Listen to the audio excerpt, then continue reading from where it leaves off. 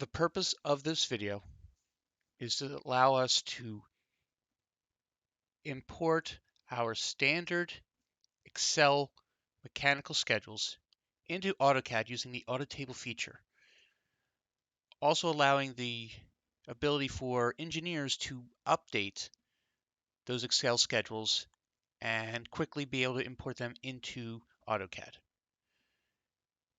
So in a previous video, I expressed how to make this setup, make everything set up correctly for AutoTable, bringing in the correct features, making sure the text styles are right, line colors, everything like that have already been brought in.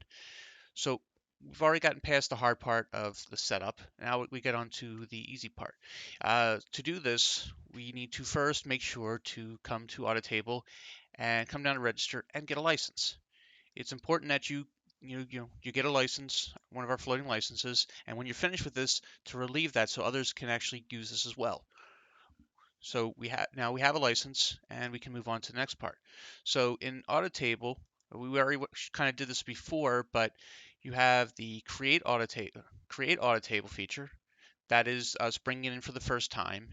And then we also have down here a little farther, we have update AutoTable.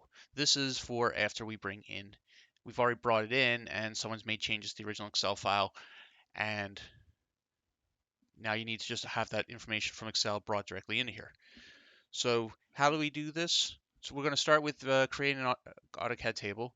What this will do is bring up an Excel file or Excel software, and you have to go open the Excel file that you want. You have to do it in this instance of Excel. If not, you're just wasting your time. AutoTable has to have this active tab here. A typical opening of Excel does not have AutoTable available to you like this, so it's important that you do it this time. So you'll see over here the options for finish, range import, and options. I went over in another video about the options. The difference between finish and range import is that finish will actually just pull everything on the active sheet tab. Range import will be whatever is highlighted in there. That is very useful when it comes to the larger schedules like our air handling units, because they will be too long to actually import as one and fit on a sheet. So it is important to understand that. But so what I need to do first is I would need to first open up one of our Excel schedules. I'll open, browse, and I already have a set of Excel files created. You'll see here it should be in the project directory. You go under G equipment data, G2 mechanical, and then there's a folder there for schedules. That is the standard location for all these Excel schedules. We can enter, and here we have a few of them here. I'm just going to go ahead and bring in this MS01, and we hit open. So what you're going to see is it's going to open this Excel file here.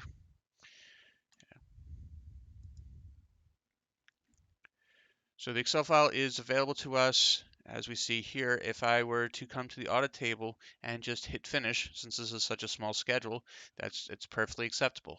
I'll fill in some information here now.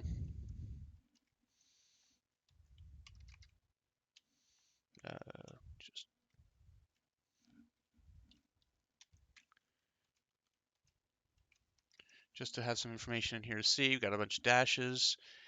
I hit finish, and it will go through and calculate what areas need to be brought in. Do you want to save it? Sure. And what this will do is now bring it over into the AutoCAD environment and bring it in correctly. You'll notice down here everything that was below the schedule is in gray, because these cells are actually not printing. They're designed to not print. So everything that's cyan works with our Genesis standard as far as cyan's the thicker line weights for the borders of our schedule. The white is inside of it. What you'll see in here is that in our properties, actually it shows right here on the quick properties, you'll see that our standard text, our standard style is actually coming in as GEI table standard, which is I should have showed before, is not the actual style we need to use, because we will have uh, some problems with cell heights and things. So what we should be using is actually the GEI table standard mech. So why is that important? Because there is certain buffering that is used here in the standard to do this. So if you're doing this, you'll see that, you know, this is what happens. You still have some ability to actually make these tighter with the GI mech one. If you use the standard one, it just becomes wider. So it's important that you actually do that before bringing these schedules in, so that you don't have to do this after the fact. The features inside of here actually allow us to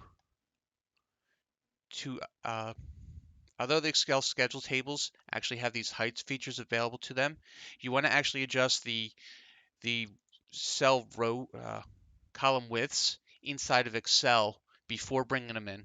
Make them look good in the Excel environment before bringing them into AutoCAD, because every time if you adjust them inside the AutoCAD environment, next time you reload, you will see them get wider again. So it's important that you adjust these as necessary. So if you need these cells to be a little higher, so it's important to do that. So there are times where, for various reasons, so I'm going to delete this for a second, and I'm going to do a quick purge in here. So there are times where, whether it's from someone doing a purge or otherwise, where you need to have those table styles available to you. See, this one has table style in here because that is set to current. But you notice now I do not have the Genesis mechanical standard. So we got to make sure that's always there.